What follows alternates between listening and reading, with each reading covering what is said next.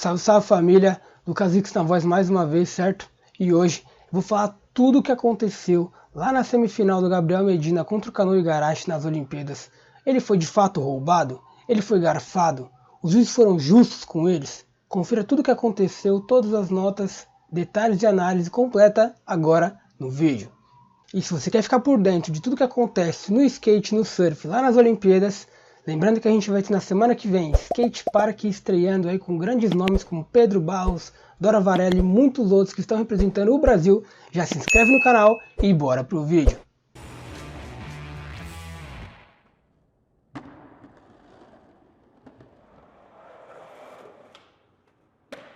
Bom, caso você não tenha acompanhado a semifinal do surf lá nas Olimpíadas, a semifinal do Gabriel Medina contra o Canoa Igarashi, o japonês, né? Na verdade ele é um americano com descendência japonesa. Caso você não tenha acompanhado o que aconteceu, houve notas muito polêmicas, notas controversas e notas fora dos parâmetros já definidos pela bateria. Então nesse vídeo a gente vai fazer uma análise completa sobre tudo o que aconteceu nessa bateria da semifinal. Bom, para a gente começar a discussão e análise, a gente precisa ter em mente quais que são os critérios de avaliação dos jurados nas competições de surf, tanto no WSL, que foi o Campeonato Mundial, como aqui nas Olimpíadas, que foi muito parecido o critério que os juízes utilizaram na análise de cada pontuação de cada manobra. Então a gente vai citar aqui os principais pontos. O primeiro ponto que a gente chama é posicionamento da prancha, ou seja, qual que é a posição que a prancha fica ali durante toda a manobra, né, do começo, no meio e no fim da manobra, qual que é a posição que a prancha fica. O segundo critério que a gente utiliza é a velocidade do surfista na onda na hora de realizar a manobra. A velocidade que ele começa a manobra e a que ele termina. Quanto mais rápido o surfista está, mais longe ele vai acabar indo, né? E é o que a gente chama de que ele não caiu na espuma quando finalizou a manobra, porque ele estava rápido o suficiente para conseguir cair na frente da espuma. O terceiro critério que é utilizado nas manobras é a parte crítica da onda. A hora que o surfista realiza como que está a onda, se ela está cavada, se ela está menos cavada, se está mais fácil ou mais difícil, de acordo com a concavidade da onda ali, de conseguir realizar a manobra, de conseguir realizar esses aéreos, né? O quarto ponto que a gente utiliza na hora de estar conseguindo determinar a pontuação de cada uma dessas ondas, a dificuldade da manobra como um todo, desde o começo até o final, qual foi o nível de dificuldade que essa manobra teve.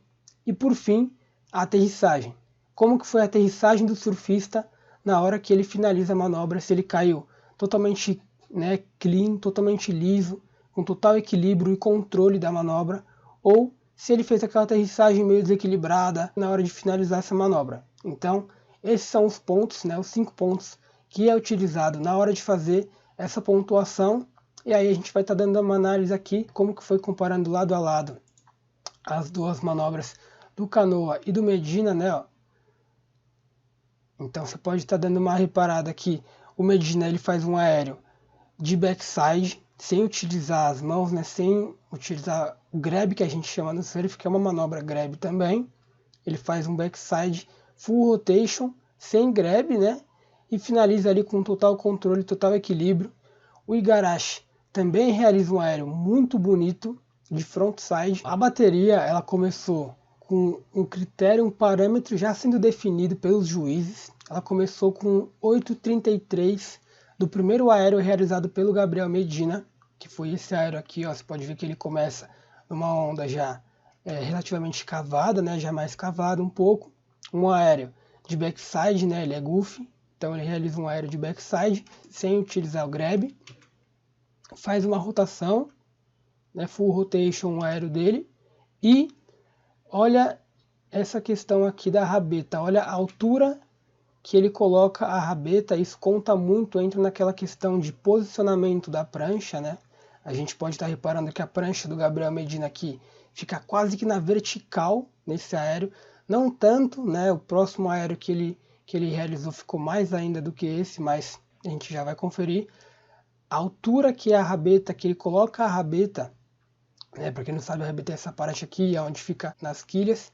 A altura que a rabeta dele fica é muito maior, né, em relação quando você faz a comparação com a média dos aéreos normal. Ele consegue colocar a prancha numa posição bem inclinada nessa manobra, uma manobra muito difícil de backside para ser executada assim, sem utilizar as mãos, sem nada. E aí ele finaliza a rotação dele e cai com total equilíbrio, com total controle, né? Cai totalmente estável na aterrissagem e na finalização da manobra. E aí com essa manobra ele consegue um 8,33, então a partir disso já estava definido qual que seria ali a média de parâmetro da bateria. Os juízes eles dão essa primeira onda e aí a partir disso eles seguem de acordo com a variação que vai tendo de uma ou outra, seguindo sempre desse referencial. Depois que o Medina realiza essa manobra, o Canoa ele pega uma onda que eu não estou com as imagens aqui, ele pega uma onda que ele consegue um 7,67 na onda, ele começa a onda mandando um bottom e finaliza uma manobra na junção da onda, uma onda muito bem surfada pelo Canoa também, e ele consegue um 7,67, até aí tudo bem na bateria, equilibrado e muito bem coerente com as avaliações que estavam sendo feitas até aquele momento, sem nenhum tipo de polêmica ou dúvida de discussão nas notas, né? Aí depois a gente parte para essa segunda manobra do Medina, que ele conseguiu um 8,43, que foi o segundo aéreo que ele mandou, um aéreo muito bem executado pelo Gabriel Medina, um aéreo, mais uma vez, né, ele é golfe, um aéreo de backside, sem utilizar as mãos, né, sem utilizar o grab. Ele começa aqui nessa onda já muito mais cavada do que a outra onda passada, então a gente já pode ver que a parte crítica dessa onda aqui já está um pouco maior, ou seja, elevando o nível de dificuldade para ser realizado a manobra, né? Então a gente já pode estar reparando nessa dificuldade que aumenta e consequentemente aumenta a nota. Aí ó, ele faz o aéreo dele e você pode estar reparando que nesse aéreo a prancha ela fica mais na vertical do que naquele aéreo anterior, então isso já conta muito mais ponto, por isso que foi uma nota maior de fato, né? Comparado com o outro aéreo do Medina, muito bem executado, muito difícil, um aéreo de backside, sem utilizar o grab, a altura que ele coloca a rabeta da prancha, a altura que ele consegue deixar o nível de inclinação da prancha é muito grande, então isso aumenta mais o nível de dificuldade, consequentemente a nota, e aí a gente vai finalizando aqui com uma rotação totalmente completa, totalmente limpa, né? E aí a aterrissagem dele perfeita, ele cai na frente da onda também, finaliza com muito controle, muito equilíbrio. E aí para essa nota o Medina ele consegue um 8,43. Claramente é uma nota que foi melhor do que a nota anterior, então assim, os juízes meio que têm aquela obrigação de, como essa manobra foi melhor do que o 8,33, tem que ser maior, né? Uma vez que ele já tem aqueles parâmetros definidos da primeira onda, e aí eles deram aí 0,1 aí mais ou menos a mais nessa onda aí pro Medina. Uma onda que claramente poderia ter sido um 9, mas aí eles deram 8,43, até então, tranquilo. Aí a gente segue com a bateria. Bom, agora fazendo uma análise aqui do 9,33 do Canoa, foi a manobra que ele conseguiu, que levou ele para a final contra o Ítalo, e foi a manobra que gerou a polêmica, gerou a confusão, as dúvidas sobre a nota que ele recebeu. E a gente vai estar fazendo essa análise agora. A gente pode estar vendo aqui ó, que o Canoa ele começa numa onda menor do que a onda que o Medina realizou, os dois aéreos dele, né? Ele já começa realizando um aéreo de frontside, né? O Canoa que é regular. Aí a gente vê que logo quando começa o aéreo, ele já usa o grab, né? Utiliza o grab aqui para conseguir dar uma estabilidade maior enquanto ele está fazendo a rotação completa do aéreo dele. Né, o aéreo full rotation aqui também, um aéreo de frontside que já recebe menos nota naturalmente do que um de backside, justamente por essa diferença de dificuldade, né, entre naquela parte de dificuldade da manobra. E além disso ele utiliza, né, a mão, né, que na verdade se chama grab, o nome dessa manobra, que é uma manobra que ajuda na hora de dar estabilidade para o surfista, para ele conseguir realizar o giro completo. Fatores que facilitam um pouco essa manobra quando comparado com o aéreo do Medina, lá, principalmente o último 8,43. Esse ponto aqui é muito importante, que é o ponto crítico do aéreo do Canoa. A gente consegue estar reparando aquela questão de posicionamento da prancha.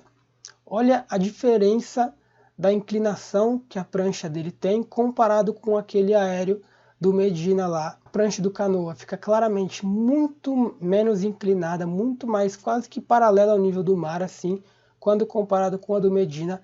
A rabeta não está muito mais alto do que o bico, por exemplo, então a prancha quase não tem inclinação. Ele utiliza durante toda a rotação a mão, né, para conseguir aumentar a estabilidade no giro da manobra dele, o que facilita muito. Então essa questão de posicionamento da prancha, né, mais uma vez aí um ponto para o Medina em relação à nota. Uma manobra que ele veio muito rápido, provavelmente mais rápido do que os dois aéreos realizados pelo Medina. Então na questão de velocidade ele estava realmente muito rápido, uma manobra muito bem executada, de frontside com o grab, né? Você repara que na aterrissagem dele ele cai bem na frente da onda, então uma aterrissagem perfeita, com muito equilíbrio, muito bem feito, né? Ele estava muito rápido, conseguiu fazer todo o giro completo, né, de frontside com o grab, e aí finalizou na aterrissagem também perfeita, e aí ele consegue com essa manobra aqui um 9,33. Esse foi o grande fator